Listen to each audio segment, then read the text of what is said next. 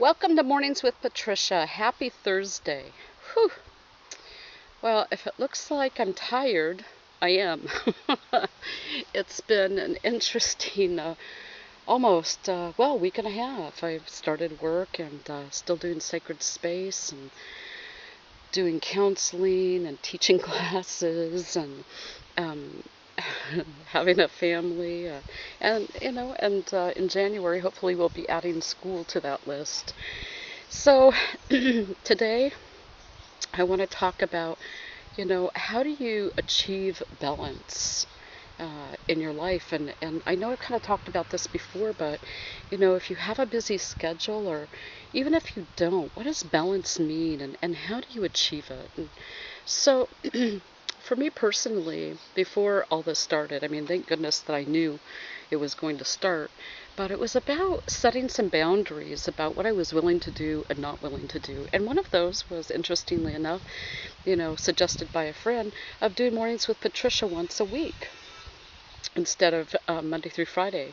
So, we have this inner place within us that we want to give, and do it all. And logistically, physically, emotionally, mentally, we are incapable of doing that. And if we don't set healthy boundaries for ourselves to achieve balance, then everything starts to fall apart.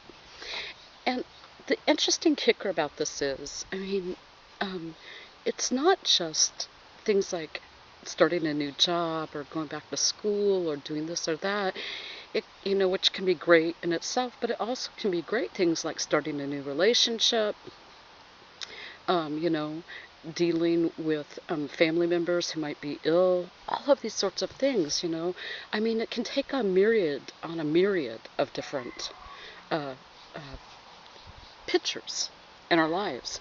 And so setting healthy boundaries about what we're willing to do, what we can do, what we're able to do, and not feeling guilty about those things is so important. That is very important for self-care.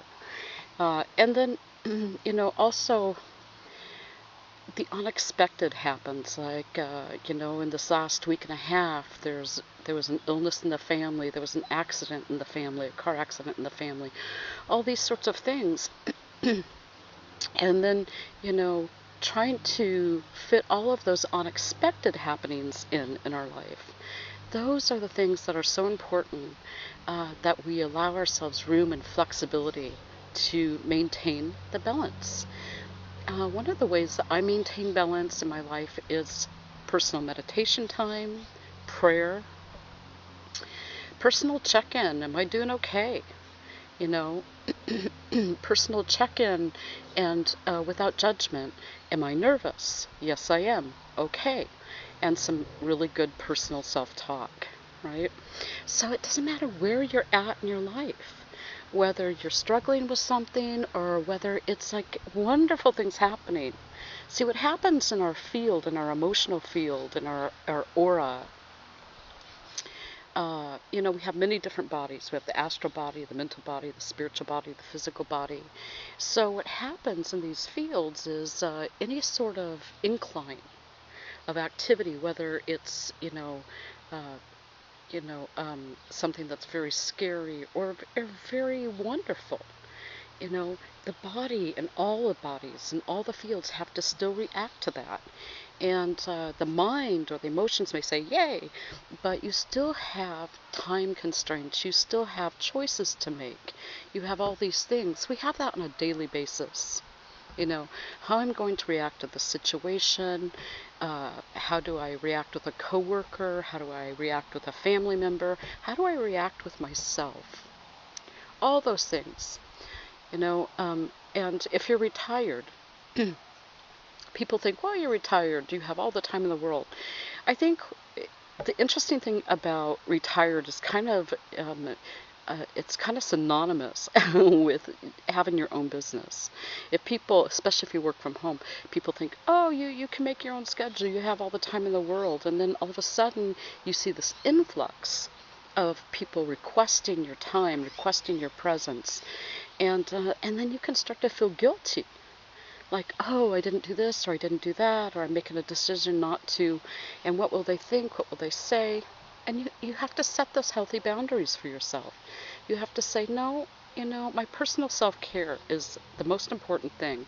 Because if I don't have personal self-care and balance, I won't be able to give at any point in my life, and I won't be able to give to myself, most importantly. One of the things of balance for me is making sure my family has healthy meals. And so Bruce is really great. He helps and does that. A couple of people said the other day, crock pot, Patricia, and I totally agree. And I do a lot of crock pot, when possible. But I am unwilling to give up that balance of what I think is important nutritionally for my family. Once in a great while we'll do pizza, or a takeout or something, or even go out to a meal. But that's not the norm in our family. So that is an important balance, always has been in my life. And so I'm not willing to, that's one of my boundaries. I'm not willing to give that up. Even though, here's what a day looks like for me now. I get up, a little after 5. I leave the house at 6:30. By then I have fed the animals. I've had my breakfast, showered and everything, fed the chickens, right? All those sorts of things. Made sure there's something out for dinner to defrost. Go to work. I only work 3 hours right now, but they're looking at calling me in more. But I still need to be at Sacred Space for classes and counseling and gatherings. And then when Michael comes home, I want to be available, or Dad wants to be available to help him with schoolwork. We still want to sit down when we can, or whoever's here, sit down for family meals at the table. It's the intricacies of balance and keeping a consistency. The other thing we do in our family is we talk about the changes that are happening or the stresses that are happening, and we do a check-in with each other to see how are we all coping with it individually. How are we coping with it personally? How are we coping with it collectively? Are there requests? Are there suggestions?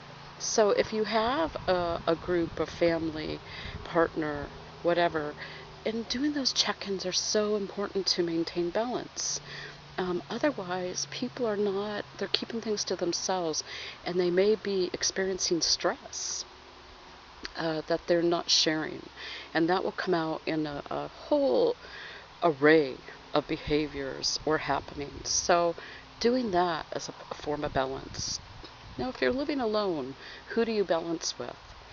Well, interestingly enough, you may have animals, and if you get more busy and they've required attention, they also have a response. So we can't forget those things, right? It's just interesting. It's just an interesting life, an interesting world where we get to make these choices, and we get to decide the platform of our lives, what's important. So like balance is today the topic, but continually checking in, because if you don't, then what happens is that everything implodes upon you, and noticing your own biorhythms. So for example, typically before I started working, I would have later hours. I was more of a night person, although I get up in the morning and stuff, but once in a while I'd sleep in. So now I'm going to bed at around 9:30, no later than 10, and that would have been unheard of. So I have to check in with my body. Hello, biorhythms. Hello, body. Guess what? Here's the invitation for a different sleep pattern. Guess what happens? So for the first, about 3 days, I would wake up every hour on the hour. Whoa. And then I noticed that I'm dreaming more now. So instead of just going, wow, what in the heck is happening, I will take a little time in the morning as I have my coffee and I think about my dreams, and I say thank you for these dreams, and what does that mean? See, so I'm continually checking in with myself, noticing anything and everything that's different, and and giving it proper attention. That is self-care and balance. So there are just so many ways that we can do that, and when we do that, we can feel like, oh, this is amazing. This feels so good. You know, perhaps my life is changing, perhaps circumstances are different or whatever, but I am still maintaining balance in my life and self-care. These are the things that are so important to us, no matter at what stage we are in our life, no matter what we're doing. So, yes. Listen, I hope you have a wonderful Thursday. There is a big part of me that will miss doing Mornings with Patricia with you every day. But I am grateful for my friend and I can't even remember who did it now, who told me. And so if you remember, thank you, who gave me this practical suggestion for my own self-care. It was lovely. Thank you so much. I so appreciate each and every one of you. I always appreciate when you feel like you'd like to share the video. And hey, 1, 2, 3. Oh my God! I love myself. I love you. And if you're local, we have some wonderful things coming up at Sacred Space in this next month and a half. So please check in with us if you're available. And I'm going to plug it. Tuesdays and Fridays at 6:30 and Sundays at 11. So with the exception of this coming Sunday. All right. Have a beautiful, beautiful, beautiful day and a blessed weekend. And I will see you next week. Bye.